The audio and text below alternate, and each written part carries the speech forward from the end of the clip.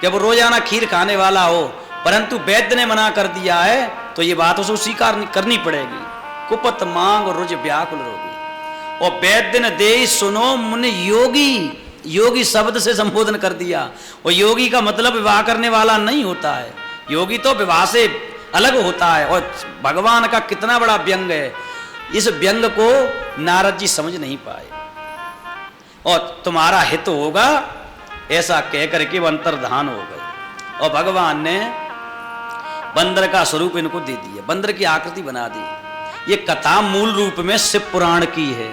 तुलसीदास जी ने उन्हीं श्लोकों को चौपाई दोहों में लिख करके यहाँ पर रामचरितमानस में इसका वर्णन किया है कि हरि माया जादूगरनी,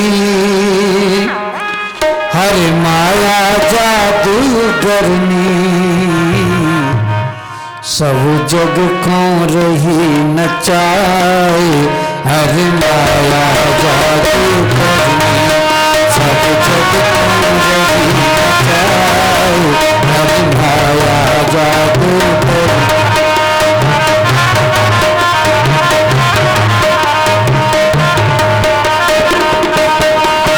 हरि माया जादूगरनी, हरि माया जादूगरनी, हरि माया जादूगरनी, हरि माया जादूगरनी, अति अद्भुत खेल रचाई।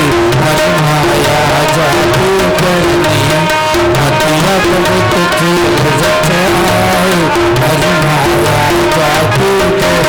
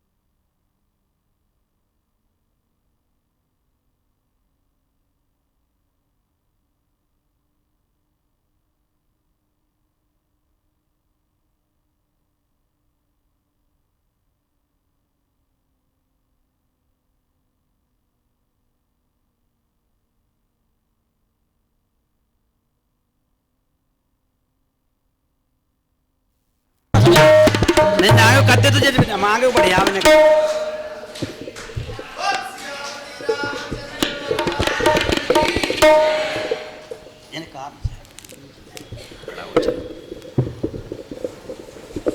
बोलिए राजा रामचंद्र भगवान की जय।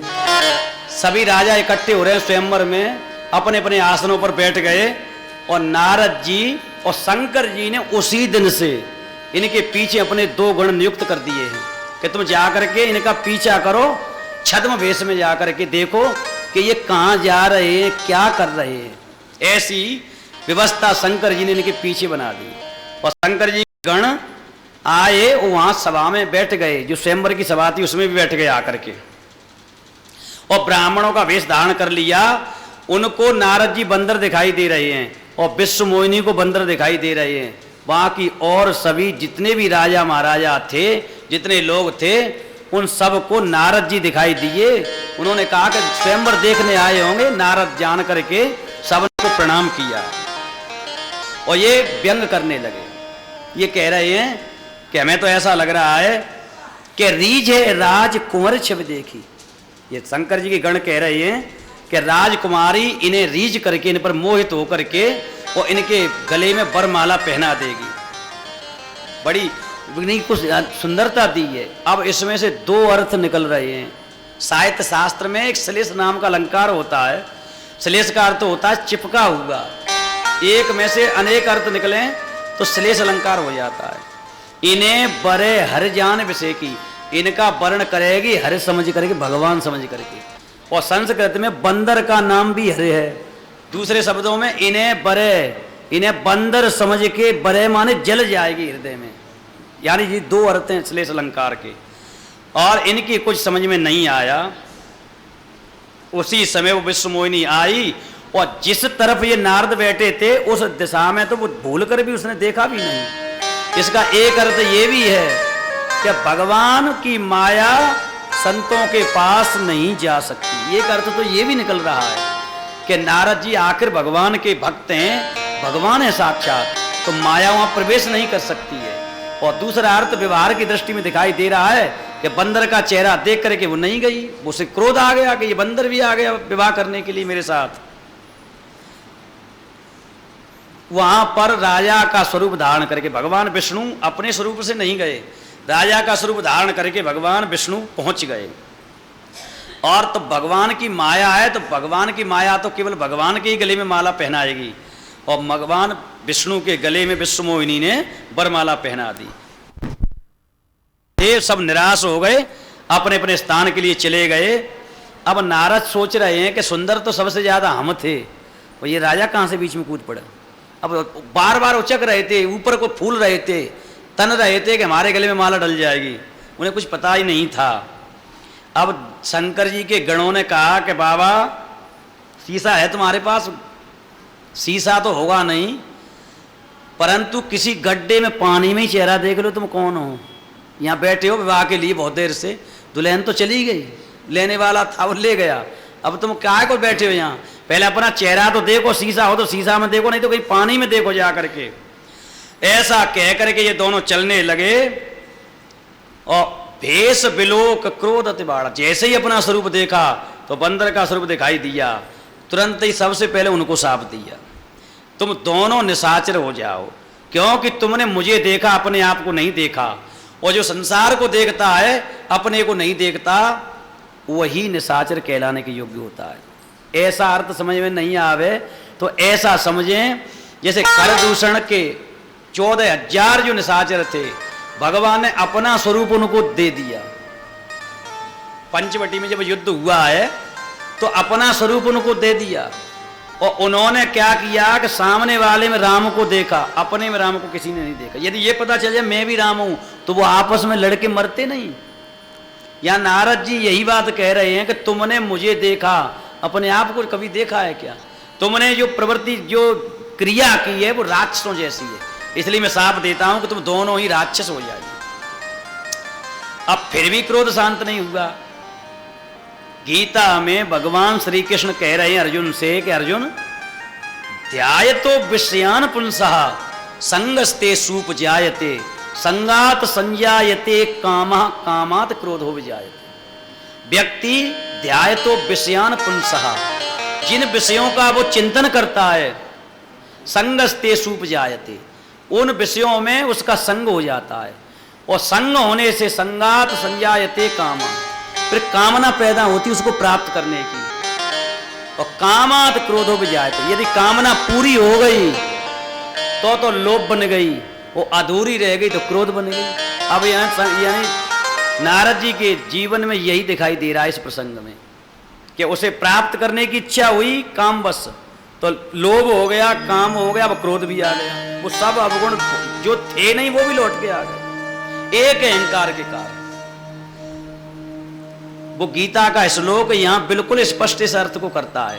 कामना अधूरी हमेशा क्रोध बनती है और पूरी लोभ बनती है। इसलिए कामनाओं पर विजय प्राप्त करने के लिए ऋषि मुनि हमारे ग्रंथ जोर देते हैं। वो ये कहते हैं जितनी कामना कम कर लोगे उतने ही सुखी रहोगे, जितनी कामना अधिक होंगी उतने दुखी रहोगे। चलो गीता में एक बार और देख लें इसी बात को। 6वें अध्याय में अर्जुन को उपदेश करते करते 6वें अध्याय में पहुंच गए। अर्जुन ने कहा कि चंचलम हि मना कृष्ण प्रमाथि बलभद्रणम तस्याहम निग्रहम मन्ये वायुरेव सुदुष्करम। आप बहुत अच्छा उपदेश दे रहे हैं परंतु मेरा मन चंचल है और मैं सुन तो लेता हूं परंतु तुम्हारे उपदेश को धारण नहीं कर पाता हूं। वो कैसे? जैसे चलती हुई हवा को पकड़ना कठिन है, इसी तरह से मेरा मन मेरे बस में नहीं है। भगवान श्री कृष्ण कह रहे हैं कि असंशयम महाबाहो मनो दुनरिग्रहम चलम अभ्यासेन तु कौन्तेय वैराग्रेण च गृह्यते। हे अर्जुन, तुम कह रहे हो वो सत्य है। बताओ, जहां पर भगवान श्री कृष्ण जैसे वक्ता और अर्जुन जैसे श्रोता हों वहां भी मन चंचलता दिखा रहा है, तो हमारी तुम्हारी तो बात ही क्या है। कह रहे हैं कि असंशयम, बिल्कुल सत्य बात है, ऐसा ही है। ये मन है वो एक चंचल घोड़े के समान है, बिना लगाम का घोड़ा। वो जहां इच्छा होती वहीं भाग जाता है, परंतु तुम्हारा मन चंचल हो क्यों रहा है? तुम्हें संसार में रिश्ते दिखाई दे रहे हैं, वैराग्येण च गृह्यते। अब अपनी कामनाओं को कम कीजिए। इधर सामने खड़ी हुई कौरव सेना में केवल अपने शत्रु का दर्शन कीजिए। ये मत देखो ये मेरे पितामह हैं, मेरे गुरुवर हैं, ये कुलु कृपाचार्य हैं, ये मत देखो। केवल शत्रुओं के अतिरिक्त कुछ भी मत देखो इनमें, और लड़ने के लिए तैयार हो जाओ, तब मेरा उपदेश तुम्हारे काम आएगा। तो वैराग्य के द्वारा मन वश में होता है और कामनाओं के द्वारा मन चंचल हो जाता है। यहाँ पर यही स्थिति नारद जी के जीवन में आ गई। उन्होंने पहले तो काम को जीत लिया और काम को जीतने के बाद जैसे ही अहंकार हुआ तो अहंकार के कारण काम भी आ गया, क्रोध भी आ गया, लोभ भी आ गया, सारे विकार इकट्ठे हो गए। अपना स्वरूप फिर जल में देखने लगे तो अपने स्वरूप को प्राप्त कर लिया, वो बंदर का स्वरूप अदृश्य हो गया। फिर भी होठ भड़क रहे हैं, क्रोध पैदा हो रहा है और जल्दी जल्दी भगवान विष्णु के पास जाने लगे। रास्ते में वो मिल गए और ये कह रहे हैं कि मैं साप दूंगा या मर जाऊंगा, आज संसार में मेरा उपहास हो गया, मेरी हंसी हो गई। और भगवान बोले मधुर वचन सुर साई, मुस्कुरा करके कहने लगे कि क्या आज व्याकुल होके आप कहाँ जा रहे हैं? भगवान की हंसी माया कहलाती है और माया के वशीभूत और पहले से तो थे ही, कुछ और हो गई, ज़्यादा कमी थोड़ी बहुत कमी थी वो पूरी हो गई। और कोई विवाह करने के लिए गया हो, उस दुल्हन को दूसरा ले जाए फिर हंस के कुछ कहे तो कितना क्रोध आता है। कह रहे हैं नारद जी कि तुम पराई संपत्ति को देख नहीं सकते हो, तुम्हारे अंदर कपट है, ईर्षा है। जब समुद्र मंथन हुआ तुमने शंकर जी को बावला बना करके जहर पिलवा दिया, देवताओं को अमृत और राक्षसों को सरासुरा, और अपन स्वयं क्या लिया तुमने? कौस्तुभमणि तुमने ली और लक्ष्मी तुमने ली, सारंग धनुष तुमने लिया, 5 जन शंख तुमने लिया, 14 में से 4 रत्न तो तुमने ही ले लिए, दैत्यों को तो केवल सुरा में ही छोड़ दिया। तुम्हारा बड़ा कपट व्यवहार है, तुम्हारे ऊपर कोई है ही नहीं, तुम स्वतंत्र हो। जबकि भगवान ये कहते हैं कि मैं संसार में जब अवतार ग्रहण करता हूं तो स्वतंत्र हो ही नहीं सकता, क्योंकि तो मैं भक्तों के वशीभूत नाचता हूं। भगवान के सामने 2 चीजें थी, एक तो माया थी उनकी और एक भक्ति थी। जीवात्मा सामने बैठा था तो भगवान ने कहा था कि इन दोनों में किसे स्वीकार करोगे? यदि तुम माया स्वीकार करते हो तो माया तुम्हें नचाएगी, यदि तुम भक्ति स्वीकार करते हो तो भक्ति मुझे नचाएगी। हम दोनों को नाचना है, भगवान भी नाच रहे हैं और जीवात्मा भी नाच रहा है। अब तुम्हारे ऊपर है तुम किसे स्वीकार करोगे। यहाँ ये कह रहे हैं कि तुम तो परम स्वतंत्र हो, तुम्हारे सिर पर कोई नहीं है, तुम्हारे मन में जो आता है वही करने लग जाते हो, भले को बुरा बुरे को भला, और तुमने संसार को ठग लिया। जबकि झूठ, अब सुनो, ठगने के लिए स्वयं गए थे। एक बात बताओ, जब विवाह करने की इच्छा हुई तो तुम्हारे अंदर ये क्षमता तो थी नहीं कि तुम अपने स्वरूप से उसको उसके साथ विवाह कर सकते थे, लेकिन नहीं, यानी दूसरे के स्वरूप, उधार स्वरूप मांग करके तो तुम विवाह करना चाहते हो। जो ये तो विश्व मोहिनी के साथ एक कपट हो रहा था। यदि इनका विवाह हो भी जाता, यदि मान लिया जाए इनका विवाह हो भी जाता, भगवान अपना स्वरूप दे भी देते इनको, मैं तो ये अर्थ कर रहा हूँ, और विवाह हो जाता तो भगवान आते कि अब हमारा स्वरूप वापस करते। तुमने तो ये कहा था कि हम तो विवाह के लिए स्वरूप मांग रहे हैं, ये तो नहीं कहा कि हम विवाह के बाद फिर जीवन भर तुम्हारे स्वरूप को धारण करके रहेंगे। और भगवान अपने स्वरूप को मांगने आते और ये भगवान का स्वरूप वापस करते तो फिर कैसा स्वरूप रह जाता, वो दाढ़ी मूछ वाला। फिर विश्व मोहिनी इनको मारती कि तुम तो कपटी हो, यानी दूसरे के स्वरूप से मुझे विवाह करके, तो लड़ाई झगड़ा और होता बिना बात का, होता कि नहीं, ये बात सिद्ध होती है या नहीं। तो भले अब भगवान का पर आरोप लगा रहे हैं कि तुमने संसार को ठग लिया, जबकि स्वयं ठगने के लिए गए थे उस विश्व मोहिनी को। मैं साफ देता हूं कि तुमने जिस जो शरीर तुमने धारण किया है, मेरा विवाह नहीं होने दिया है, और तुमने उस विश्व मोहिनी के साथ विवाह किया है, उसी स्वरूप को तुम धारण करो, यानी राजा का स्वरूप धारण करो। ये मेरा साप है। तुमने मुझे बंदर बनाया है तो बंदर ही तुम्हारी सहायता करेंगे, मैं ये साप देता हूं। अब एक बात बताओ, ये साप है या वरदान है? साप है कि वरदान है? यदि साप ही देना था तो ये कहते, और जैसे मैं आज स्त्री के विरह में दुखी हूं, इसी तरह से तुम स्त्री के विरह में दुखी हो गए। अभी इनका विवाह कहां हुआ है? यदि विवाह हो जाता फिर इनकी स्त्री का भगवान हरण करते, तब ये कहते कि तुमने मेरी स्त्री का हरण कर लिया और मैं दुखी हूं, तब ऐसे ही तुम दुखी हो, तब तो ठीक था। और ये कह रहे नार विरह तुम हो वो दुखारी, तुम स्त्री के विरह में दुखी हो गए। भगवान ने कहा कि ये काम बढ़िया हो, नार तुम साप दे रहे हो कि मुझे वरदान दे रहे हो? कि मैं तो साप दे रहा हूं। कि साप तो इसीलिए नहीं है, यदि साप देते तो ये कहते कि तुमने मेरा विवाह नहीं होने दिया, अब मैं साप देता हूं तुम्हारा कभी विवाह नहीं होगा, तो साप था, तुम साप भी विवाह होने का दे रहे हो, तो ये बात निश्चित हो गई कि विवाह अवश्य होगा। फिर भगवान कह रहे हैं कि तुम ये कह रहे हो कि बंदर का स्वरूप मैंने तुम्हें दिया है, और तुम ये कह रहे हो कि बंदर ही तुम्हारी सहायता करेंगे, तो ये साप है कि वरदान है? यदि साप देते तो ये कहते कि बंदर तुम्हें जीवन भर चैन से बैठने नहीं देंगे, जहां भी जाओगे 10-20 बंदर तुम्हारे पीछे रहेंगे, तुम्हारे कपड़े फाड़ देंगे, तुम्हें काट लेंगे, परेशान करेंगे। ये साप तो तुमने दिया नहीं। साप दिया है तो ये दिया है कि करिए कीस सहाय तुम्हारी, यानी बंदर तुम्हारी सहायता करेंगे। अब भगवान ने जब ये सुना नारद के मुंह से साप, तो तुरंत ही उन्होंने अपनी माया को खींच लिया कि अब जो काम होना था वो हो गया।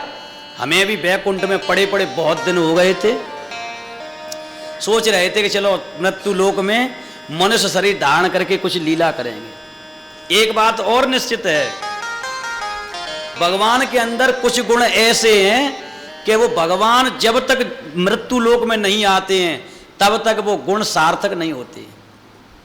दया निधान, करुणा निधान, ये जितने भी गुण हैं ये बैकुंठ में इनका प्रयोग नहीं होता है। वो ये कहते हैं कि अब तो मैं मृत्यु लोक में जाऊंगा तब वहां पर इनका प्रयोग होगा। जैसे सुदामा के ऊपर कृपा कर रहे हैं, सबरी के ऊपर कृपा कर रहे हैं, निषाद राज के ऊपर कृपा कर रहे हैं, सुग्रीव के ऊपर कृपा कर रहे हैं, विभीषण के ऊपर कृपा कर रहे हैं। तो ये दया निधान जो गुण है, जो नाम है उनका, वो सार्थक तो मृत्यु लोक में होता, वैकुंठ में नहीं होता या क्षीर सागर में नहीं होता।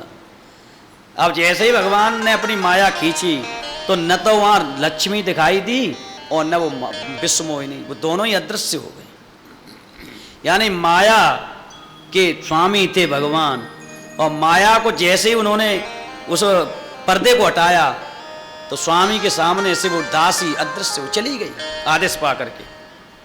अब नारद जी को होश आया, पैरों में गिर पड़े, ये कहने लगे मेरा साप व्यर्थ हो जाए। भगवान कह रहे मेरी इच्छा से, मैंने गालियां आपको बहुत दी हैं। अरे कोई बात नहीं है, विवाह में गाली दी जाती है, वहां कोई देने वाला था नहीं तो रास्ते में गाली मिल गई, कोई बात नहीं है।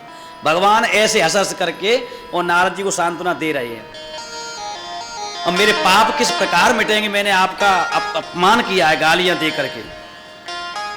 भगवान कह रहे हैं कि हे नारद, आप जाइए शंकर जी के नाम का जप कीजिए। 100 नाम है अलग से, उनका जप कीजिए, क्योंकि शंकर जी मेरे जीवन में, शंकर जी मुझे अत्यंत प्रिय है, इतना प्रिय और कोई नहीं। तुम्हारे हृदय में तुरंत विश्राम पैदा हो जाएगा। और यहाँ से आगे के लिए चले गए। अब वो दोनों जो शंकर जी गण थे वो रास्ते में मिले और कहने लगे हम ब्राह्मण नहीं हैं, हम शंकर जी के गण हैं, हमने जो अपराध किया था उसका हमें फल प्राप्त हो गया। नारद जी ने कहा कि तुम दोनों बड़े भयंकर निशाचर बनोगे और तुम्हें मारने के लिए स्वयं भगवान विष्णु शरीर धारण करेंगे, और परंतु मुक्त नहीं होगे। फिर दूसरा जन्म होगा, फिर तीसरा, जैसे 2-3 जन्म बताए उन्होंने, और फिर तीसरे जन्म में जाकर के फिर संसार में तुम्हारा जन्म नहीं होगा। ये जैसे जय विजय वाला जो प्रसंग है, ऐसे ही नारद का साप है। इनका एक जैसा, एक मतलब कल्प कल्प के भेद हैं, कल्प भेद हर चरित्र सुहाए, भांति अनेक मुनि सन गाए। अब यहाँ से आगे के लिए ये शंकर जी गण चले गए। शंकर जी कह रहे हैं कि हे पार्वती, ये प्रसंग मैंने आपके सामने रखा। हरि माया, भगवान की माया के वशीभूत होकर के, और अच्छे अच्छे ऋषि मुनि जो ज्ञानी हैं, भक्त हैं, वो भी मोहित हो जाते, ऐसी भगवान की माया है। अब मैं एक और कारण बताता हूं भगवान के अवतार का, कि जो स्वयंभु मनु हैं, जो ब्रह्मा जी के मानस पुत्र हैं और शत्रुपा हैं, उनसे ही संसार में मनुष्य की सृष्टि, मैथुनी सृष्टि पैदा हुई है। ये दोनों ही पति पत्नी, ये जो कानपुर के पास बिठूर क्षेत्र है, आसपास जो गंगा का किनारा है, ये यहीं के राजा थे। ये ब्रह्मावर्त देश कहलाता था, यानी पुराण की भाषा में। तो इनके आज भी वेद हैं, वो इनकी लीला का गायन करते रहते हैं, इनके गुणों का गायन करते हैं। इनके 5 संतानों ने जन्म लिया है। सबसे ज्येष्ठ पुत्र का नाम है उत्तानपाद, और उत्तानपाद के 2 विवाह हुए हैं सुरुचि और सुनीति के साथ। सुनीति के पुत्र ध्रुव हुए हैं और सुरुचि का उत्तम हुआ है। इनके छोटे पुत्र का नाम है प्रियव्रत, जैसे कि आग्नेन्द्र, वो आग्नेन्द्र के नाभि, नाभि के ऋषभदेव, ऋषभदेव के जड़भरत हुए हैं, जिनके नाम से इस आर्यावर्त का नाम भारतवर्ष कहलाया। इनके 3 पुत्रियां आकुति, जो रुचि ऋषि के साथ विवाही गई है। इनके यहाँ यज्ञ और दक्षिणा का जन्म हुआ है, यज्ञ और दक्षिणा का सीधा संबंध है। प्रसूति का विवाह दक्ष के साथ हुआ है, और देवहूति का विवाह कर्दम ऋषि के साथ हुआ है, जिनके गर्भ से 9 कन्या और कपिल मुनि का जन्म हुआ है। ऐसी इन्होंने सांख्य शास्त्र का ज्ञान अपनी माता को दिया है। ये कथा भागवत में बड़े विस्तार से आती, 3रे स्कंद में। इनके मन में दुख हुआ, जो हमने पहले दिन बात बताई थी कि होय न विषय विराग, भवन बसतवा चौथपन, हृदय बहुत दुख लाग, जन्म गए हरि भक्त बिन। मनु महाराज के हृदय में दुख हो रहा है, परंतु ये दुख भगवान की तरफ जा रहा है, संसार की तरफ नहीं। संसार का प्राणी दुखी होकर के रिश्ते नातों की तरफ भागता है कि मैं दुखी हूं, तो मेरे दुख का कोई उपाय बताओ, दुख समाप्त हो। परंतु ये इनको दुख इस बात का हो रहा है कि मुझे भगवान नहीं मिले। ये किसी को होता नहीं दुख ऐसा कि भगवान नहीं मिले।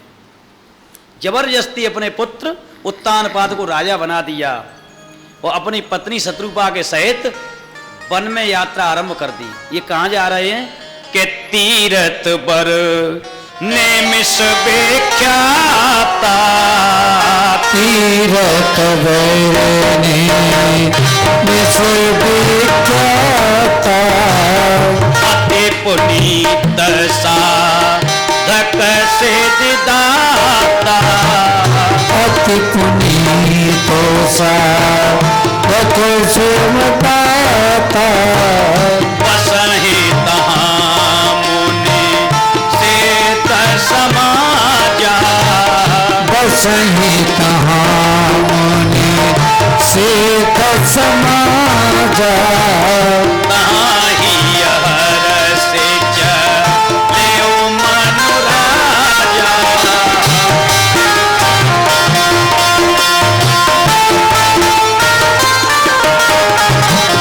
पंत जात सो है मति धीरा, पंत जात सो है मति धीरा,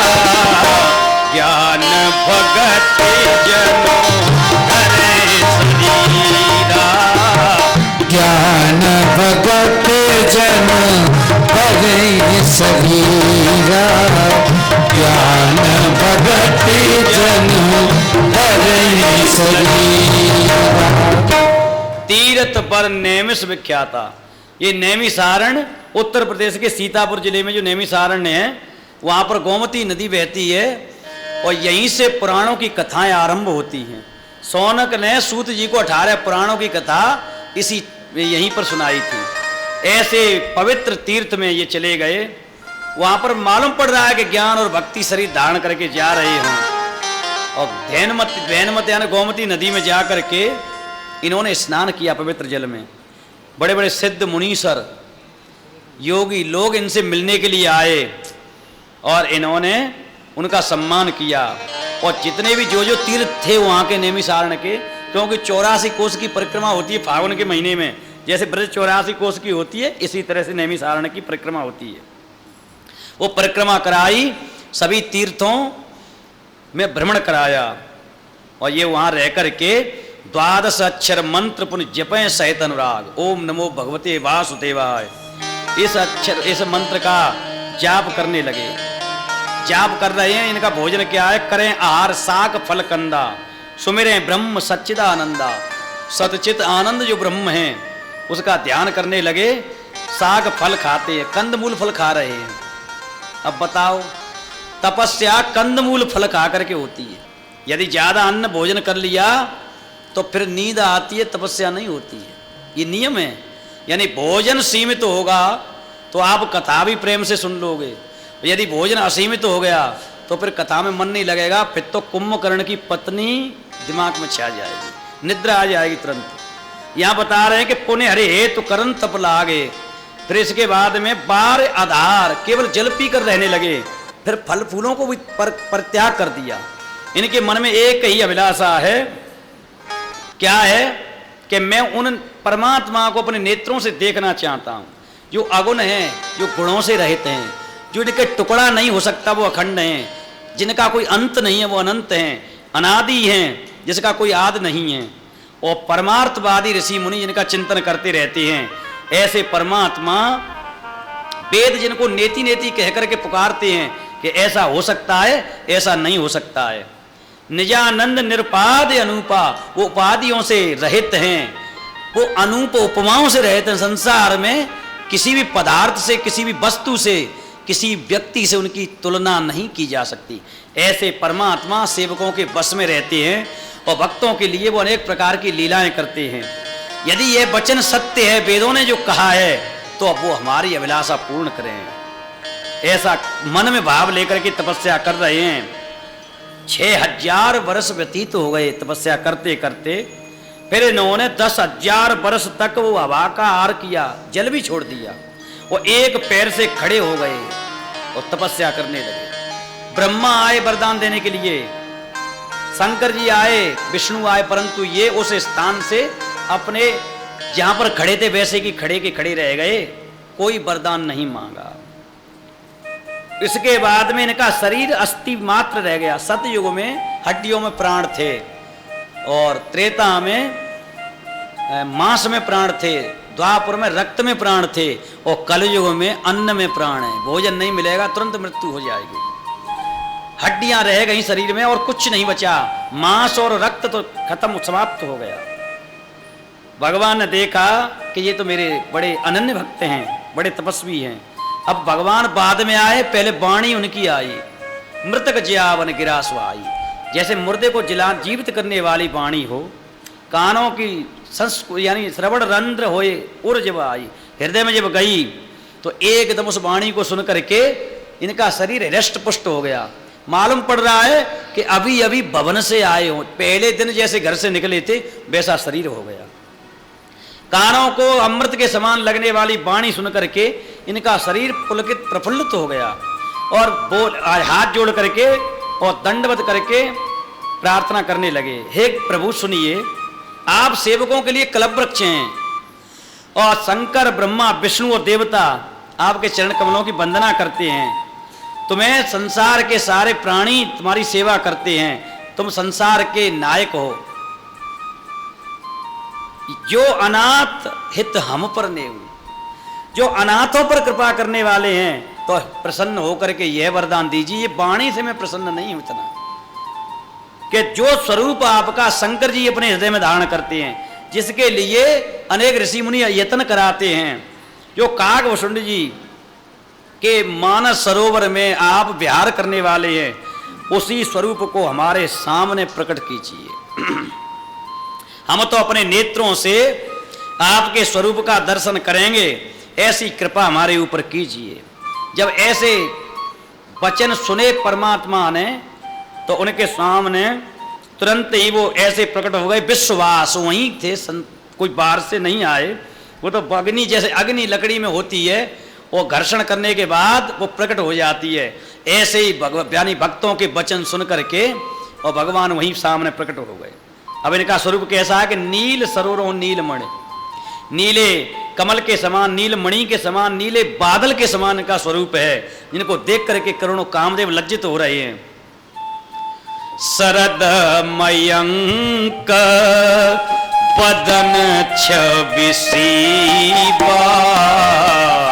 शरद मयंक बदन छबिसीबा, चारों कपोल चिबुकतर ग्रीवा, चारों कपोल मुखदर दीवा, अधर यरुण रग सुंदर नासा, पिलु करने कर भी निंदक आसा।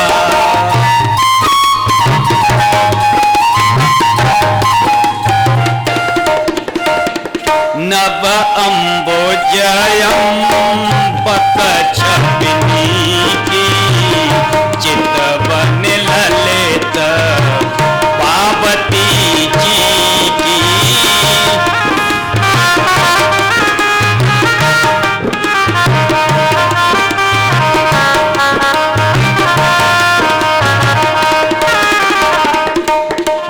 शरद मयंक, जैसे क्वार की पूर्णिमा का चंद्रमा उदय होता है शरद ऋतु का, ऐसा भगवान का मुखारविंद है।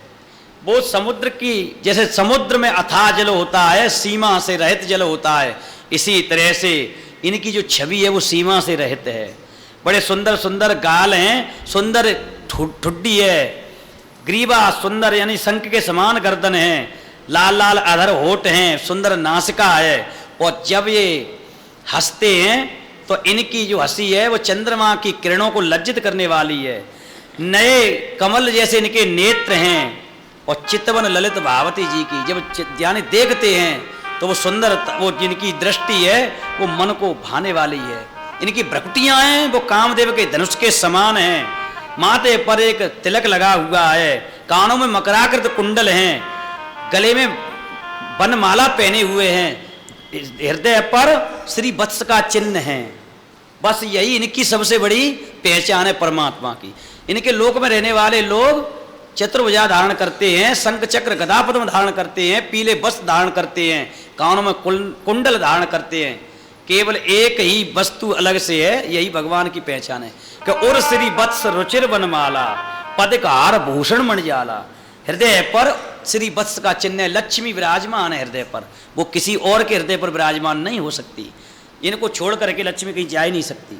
ऐसे स्वरूप का इन्होंने दर्शन किया, तुरंत ही दंडवत प्रणाम करने लगे। उस स्वरूप को देख करके टकटकी लगी रह गई नेत्रों की, जैसे कोई लकड़ी गिर पड़ती है, दंड के समान ये धरती पर गिर पड़े। भगवान ने अपने हाथ से इनके मस्तक का स्पर्श किया और तुरंत इनको उठा लिया और कहने लगे, हे मनु, आप अपनी इच्छा से, तुम्हारी जो इच्छा हो आप विचार करना। ये बहुत बड़े सम्राट हैं, बहुत बड़े सम्राट हैं। और भगवान के यहाँ ये नियम है, ज्यादा बड़ा सम्राट होता है उससे तो ये कहते तुम हमसे कुछ मांग लो, और जो अत्यंत गरीब होता है उससे कहते हैं कि हमें नाव दे दो, यानी केवट से नाव मांग रहे हैं। और इनको ये कह रहे हैं कि मांगो बर जोई भाव मन, भाव मन महादान अनुमान। मुझे महादानी समझ के कुछ मांग लीजिए, आज मैं अपने आप को भी देने वाला हूं। महादानी शब्द का प्रयोग किया। ऐसी जब वाणी सुनी तो सबसे पहले इन्होंने ये कहा कि हमें अब कोई इच्छा नहीं रही शेष, तुम्हारे चरण कमलों का दर्शन करके हमारा कार्य पूर्ण हो गया, हमारा जीवन सफल हो गया। तुम्हें देत अति सुगम गुसाई और अगम लाग मोय निज कप्रणाई। तुम्हें देत अति सुगम गुसाई, तुम्हें देने में तुम सुगम है, तुम्हारे देने में कोई कठिनाई नहीं, लेकिन मेरे लिए अगम लग रहा है अपनी कृपणता के कारण। जैसे कोई दरिद्र व्यक्ति और कल्प वृक्ष के पास जाकर के द्रव्य मांगने में संकोच करता है, इसी तरह से मेरे हृदय में वो उसका प्रभाव नहीं जान करके वो संकोच करता है। जैसे वो हमें मैंने थोड़ी देर पहले बताया था, उस व्यक्ति को प्रभाव का पता नहीं था, और जैसे उसने जो जो मन में भाव पैदा किया वही होता चला गया। जथा दरिद्र विबुधतर पाई, यानी कल्पवृक्ष को पा करके वो बहुत संपत्ति, अनेक प्रकार की संपत्ति मांगने में संकोच करता है, उसे पता ही नहीं है कि ये कल्पवृक्ष है भी या नहीं। और संसार के लोग तुम्हें जानते नहीं हैं इस प्रकार से, जैसे कल्पवृक्ष को नहीं जानते हैं ऐसे। तो मेरे मन में इसी बात का संकोच हो रहा है। सो तुम जानो, और तुम जानते हो अच्छी तरह से, तुम तो अंतर्यामी हो। मेरे मन में मनोरथ है, उसको पूर्ण करने वाले परमात्मा हो। दान श्रोमण कृपानिधि नाथ कहूं सत्यभाव। यदि तुम कुछ देना ही चाहते हो तो मेरे पास कोई कमी नहीं थी। मेरे पुत्र आज्ञाकारी थे, मेरे पास धर्मपत्नी थी, बहुत बड़ा साम्राज्य था। उस साम्राज्य को छोड़कर मैं तो आपकी प्राप्ति के लिए आया हूं। यदि तुम कुछ देना ही चाहते हो तो चाहूं तुम्हें समान सुत प्रभु सन कवन दुरा। मैं आपके समान, ये नहीं कहा कि आप हमारे पुत्र बन जाओ, इन्हें संकोच हो रहा है कि हम परमात्मा तो तीनों लोकों का पिता है, और पिता को हम ये कहें कि अब हम तुम्हारे पिता बनेंगे, तो उन्हें अपने मन में इस बात का संकोच हुआ। तो थोड़ा सा फर्क पड़ गया इनके वाक्य में, थोड़ा सा परिवर्तन आ गया कि चाहूं तुम्हें समान सुत, तुम्हारे समान में पुत्र चाहता हूं। और समान में, अब यह उपमा नाम का साहित्य शास्त्र का अलंकार है, यहां पर उपमेय और उपमान साधारण धर्मवाचक शब्द चारों जब मिल जाते हैं तो उपमा नाम का अलंकार कहलाता है। किसी में, जैसे किसी ने कहा कि हनुमान जी लंका में गए तो मच्छर बने गए, फिर मुदरी कहाँ चली गई। ये है ना, ये जबकि ये बेतुकी बात है। जब तक साहित्य का ज्ञान नहीं होगा तो ग्रंथों का अध्ययन कैसे हो जाएगा। वहाँ लिखा है कि मशक समान, समान लिखा है, ये नहीं लिखा है कि वो मच्छर बन गए हों। बनने में और समान होने में बहुत बड़ा अंतर होता है। जैसे किसी की मुंह की तुलना की कि तुम्हारा मुंह चंद्रमा के समान है, परंतु चंद्रमा नहीं है। मारीच आया मृग बन करके, उसको ये नहीं कहा गया कि ये मृग के समान है, वो तो मृग ही बन करके आया था। तो इसमें बहुत बड़ा अंतर होता है, परंतु लोग पता नहीं प्रश्न पैदा कर देते हैं, और जबकि ऐसी कुछ कोई बात नहीं है। और यहाँ मनु महाराज ने यही वाक्य बोल दिया, चाहूं तुम्हें समान सुत, मैं तुम्हारे समान पुत्र चाहता हूं। बस अब भगवान कह रहे हैं, ऐसा ही होगा, एवं मस्त ऐसा ही होगा। भगवान ने कहा कि यदि मैं अपने समान तुम्हें पुत्र कहीं से खोज के दूं तो दो भगवान हो जाएंगे। फिर वो बोल रहे हैं कि आप उस तरह से खोज, मैं अपने समान कहाँ खोजूंगा, क्योंकि भगवान तो दो होते ही नहीं। तो नृप तब तने होव में आई, हे राजन मैं तुम्हारा पुत्र बनूंगा। फिर देवी शत्रुपा की तरफ देख करके कहने लगे कि हे देवी, तुम्हारे मन में जो इच्छा हो तुम भी वर मांग लो। ये क्या कह रही हैं कि जो राजा ने, हमारे स्वामी ने जो वर मांगा है वही हमें प्रिय लग रहा है। अब आजकल की कोई होती तो वो अलग से हीरा मोती और हार मांगने लगती, कुछ आभूषण मांगने लगती। जिन चीजों का उसने जीवन में सदप्रयोग नहीं किया हो ऐसी चीजें मांगने लग जाती। लेकिन उसने एक ही बात कह दी, जब भगवान ही हमें मिल गए तो अब हमें मांगने की जरूरत क्या है। जो वर नाथ चतुर नृप मांगा, बड़ी चतुराई से वरदान मांगा है। संसार में कोई भी व्यक्ति तपस्या करते समय वो इसी के लिए भजन पूजन कर रहे हैं। सब कुछ संसार में, मेरी बेटी का सही विवाह हो जाए, या मुझे ये धन मिल जाए, मेरी दुकान बन जाए, मेरा मकान बन जाए, इसके लिए मांगती रहती है। भगवान को कोई नहीं मांगता है। भगवान को मांगने वाले तो मनु महाराज निकले, और इसीलिए कह दिया कि सोई कृपाल मोय अति प्रिय लागा।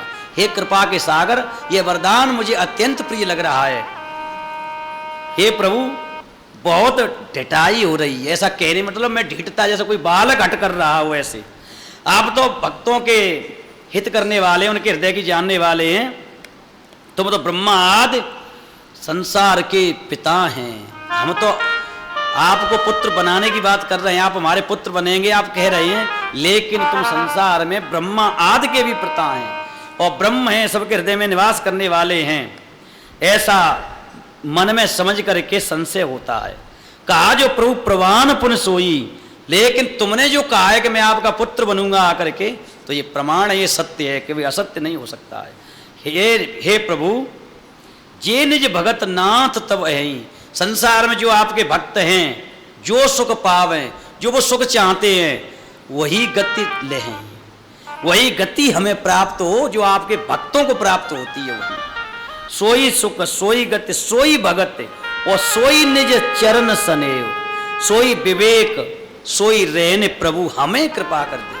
अंत में इन्होंने ये कह दिया कि वही सुख, वही गति, वही भक्ति और वही आपके चरणों में अखंड प्रेम, वही ज्ञान, वही रहन सहन, हे कृपा के समुद्र हमें वह दो। ऐसी जब गूढ़ इनके वचनों की रचना सुनी तो भगवान कृपा के सागर कुछ कहने लगे कि जो कुछ रुचि तुम्हारे मन में, तुम्हारे मन में जो रुचि है मैं दूंगा, इसमें किसी प्रकार का संशय नहीं है। ये कहने लगे, हे माते, तुम्हारा अलौकिक विवेक देख करके मैं प्रसन्न हूं, ये ज्ञान कभी मिटेगा नहीं, तुम्हारे अंदर अलौकिक ज्ञान होगा। और इसका यही कारण रहा कि ये शत्रुपा जब कौशल्या बनी तो राम के विरह में यानी दशरथ की मृत्यु हो गई, परंतु ये ज्ञान स्वरूप होने के कारण इन्होंने शरीर का परित्याग नहीं किया। संसार में दशरथ के अतिरिक्त और कोई ऐसा पिता पैदा नहीं हुआ जो पुत्र के वियोग में जिसने अपने शरीर का परित्याग किया हो।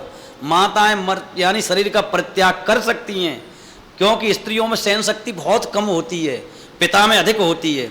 लेकिन यहाँ उल्टा हो रहा है। वो कह रहे हैं कि माँ तो विवेक अलौकिक तोरे, तुम्हारे अंदर अलौकिक ज्ञान होगा। विवेक मान विवेचना शक्ति होगी, सत असत का निर्णय करने की क्षमता होगी। और कबऊ न मिटे अनुग्रह मोरे, मेरे कृपा से ये कभी मिट नहीं सकता है।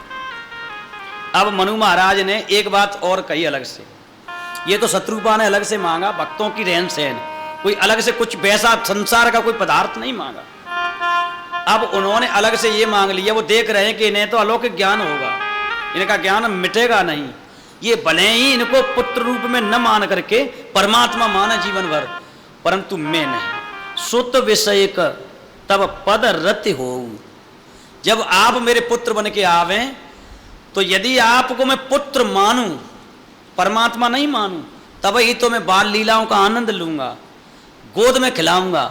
यदि मेरे अंदर ये भाव पैदा हो गया कि तुम तो ब्रह्म हो, तो पिता पुत्र का रिश्ते में खटास पड़ जाएगी। सुत विषयक तब पद रति हो, मोहे बड़ मूढ़ कहे किनको। संसार के लोग भले ही मुझे कितना भी मूढ़ अज्ञानी क्यों नहीं कहें, परंतु जिस साधारण पिता का पुत्र के प्रति जो प्रेम होता है यानी मोह होता है, वो मेरा आपके प्रति होना चाहिए। मणि बिनु फाणे जी में जल बिनु मीना, जैसे मणि के बिना सर्प जीवित नहीं रह सकता है, जल के बिना मछली जीवित नहीं रह सकती है, इसी प्रकार मैं आपके बिना जीवित नहीं रह सकता हूँ। यानी दशरथ जी के जो जन्म होने वाला है और क्या होने वाला है, वो वरदान यहीं से यानी से आरंभ हो रहा है, इसलिए दशरथ की मृत्यु हो गई। ऐसा वर मान करके इन्होंने चरण पकड़ लिए और भगवान ने कहा एवं तो ऐसा ही होगा। अब तुम मेरी एक आज्ञा का पालन कीजिए, तुम कुछ समय बाद यहाँ पर निवास करके शरीर को छोड़ दोगे और इंद्र की अमरावती में निवास करोगे, क्योंकि मेरा अभी जन्म अवतार लेने का समय नहीं आया है। वहाँ पर कुछ जो भोग हैं उनको भोग करके और फिर जा करके अब तुम अयोध्या में राजा दशरथ और कौशल्या के स्वरूप में प्रकट होगे और मैं अपने अंशों सहित 4 भाइयों के सहित आपके घर में अवतार ग्रहण करूँगा। ऐसा कह करके भगवान यहाँ से अंतर ध्यान हो गए और ये कुछ समय वहाँ रहे, यानी नैमिषारण्य क्षेत्र में। और उसके बाद इन्होंने अपने शरीर का परित्याग कर दिया। शरीर का परित्याग करने के बाद ये देवराज इंद्र की अमरावतीपुरी में चले गए। और वहां पर निवास करने लगे। बोलिए राजा रामचंद्र भगवान की की जय, जय, शंकर भगवान की की जय। आज की कथा का देखो, कथा किनारे लग गई जाकर के, समय भी हो गया पूरा। अब तो और कथा आरंभ होगी, उसमें अधिक समय लगेगा। तो अभी बालकांड का तृतीय दिवस है आज। पहला दिन तो वैसे व्यवस्थाओं में चला जाता है और मानस की भूमिका में, तो 2 दिन में यहाँ तक हम आए। अब कम से कम ये 2-3 दिन और कथा कहनी पड़ेगी, उसके बाद हम कहीं अयोध्या कांड में जाएं, क्योंकि भगवान के अवतार की कथा, विवाह की कथा बालकांड में ही है। तो कल भानु प्रताप की कथा से आरंभ होकर के भगवान के देखो जनकपुर में विवाह तक पहुंचना चाहते हैं। जनकपुर तो पहुंच ही जाएंगे कम से कम। ये कथा कल आप 4 से 8 के मध्य सुनेंगे। आज आपने बड़े प्रेम से कथा सुनी, इसके लिए भगवान श्री रामचंद्र जी माता जानकी सहित, हनुमान जी सहित, अपने भ्राताओं सहित, माता मंदाकिनी, कामदगिर पर्वत, चित्रकूट धाम आपके ऊपर अनूठी कृपा की वर्षा करे। आपके परिवार पर भगवान की कृपा जीवन भर बनी रहे, सुख समृद्धि से परिवार में शांति का व्यवहार बना रहे, माहौल बना रहे। ऐसी भगवान श्री राम जी से हमारी अनुशंसा है, उनसे प्रार्थना है। बोलिए राजा रामचंद्र भगवान की जय। कल से ये ध्यान रखना है कि ये जो पीछे बैठे इनको यही सामने बिठाओ एक तरफ, क्योंकि ये जो कैमरा है तो ये मना करते हैं कि ये दूर जाते हैं। तो अगर तुम अपना फोटो इसमें देखना चाहो तो यहाँ सामने आ जाना कल से। ये कैमरा तभी घुमाएंगे जब तुम सामने बैठ जाओगे आकर के एक जगह। वो दूर दूर 1-1, 2-2 बैठे हैं तो ये कैमरा तुम्हारे ऊपर नहीं चलेगा। ये बोल रहे थे आज हमसे, इसलिए कल इसका ध्यान रखना है। कल आप इस साइड में बैठ जाना, माता बहनें साइड में बैठी हुई हैं।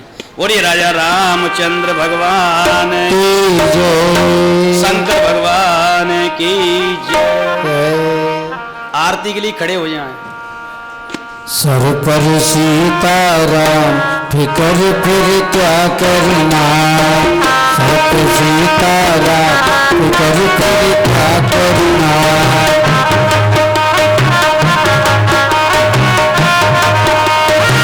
क्या करना भाई क्या करना, क्या करना भाई क्या करना, क्या करना भाई क्या करना, क्या करना भाई क्या करना। फिर बने देता पर फिर क्या करना, फिर बने देता पर फिर क्या करना। सब सीताराम पर फिर क्या करना।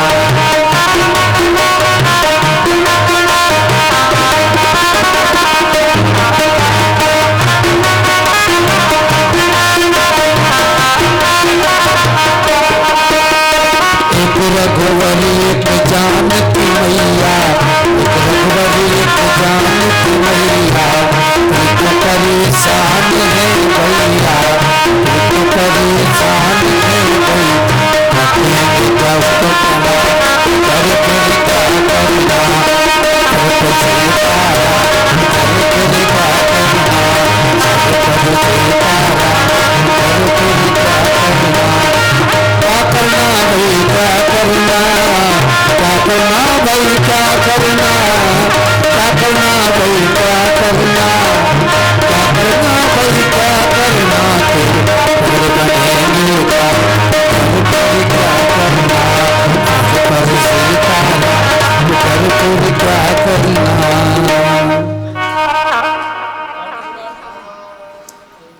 ये आरती के बाद गाय लगा, अब आरती के बाद जो भजन गज्जो बाज मंजर में जनते। अब आरती बोलो, मैंने आरती कही।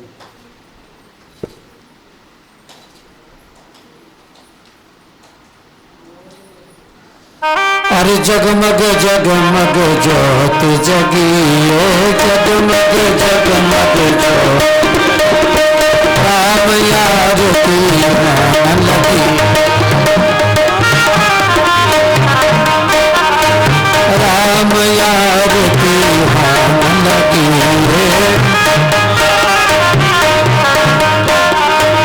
भक्ति का दीपक प्रेम की बाती, भक्ति का दीप आरती संत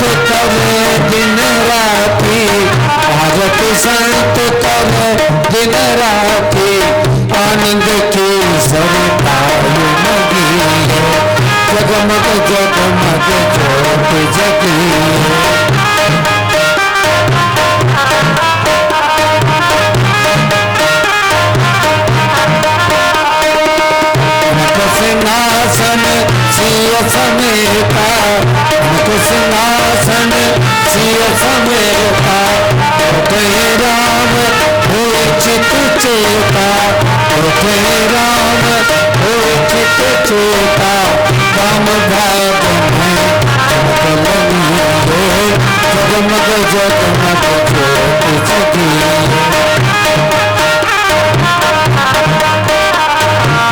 आरती हनुमत के मन भाए, आरती हनुमत के मन भाए, राम कथा नित शंकर गाए, राम कथा नित शंकर गाए। संतन की तारी लगी रे, जगमग जगमग ज्योति जगी रे, जगमग जगमग ज्योति जगी। कर्पूर गौरम करुणावतार, संसार सारम भजगेन्द्रा, सदा वसंतम हृदयारविंदे, पवम भवानी सहितं।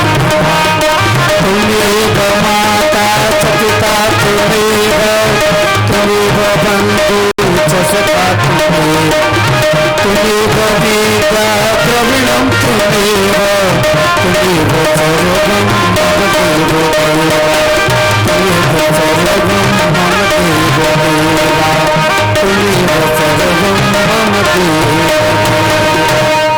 हरि ओम ज्वालामालिन्ये नमः रत्नेश्वरे नमः द्यौः शान्तिरन्तरिक्षकुं शान्तिः पृथिवी शान्तिरापः शान्तिरोकदजः शान्तिः वनस्पतयः शान्तिर्विश्वे देवाः शान्तिर्ब्रह्म शान्तिः सर्वगुं शान्तिः शान्तिरेव शान्तिः सामा शान्तिरेधि। हरि ओम यज्ञेन यज्ञमयजन्त देवास्तानि धर्माणि प्रथमान्यासन्नाते हनाकं महिमानः सचन्त यत्र पूर्वे शाद्याः सन्ति देवाः। हरि ओम एकदन्ताय विद्महे वक्रतुण्डाय धीमहि तन्नो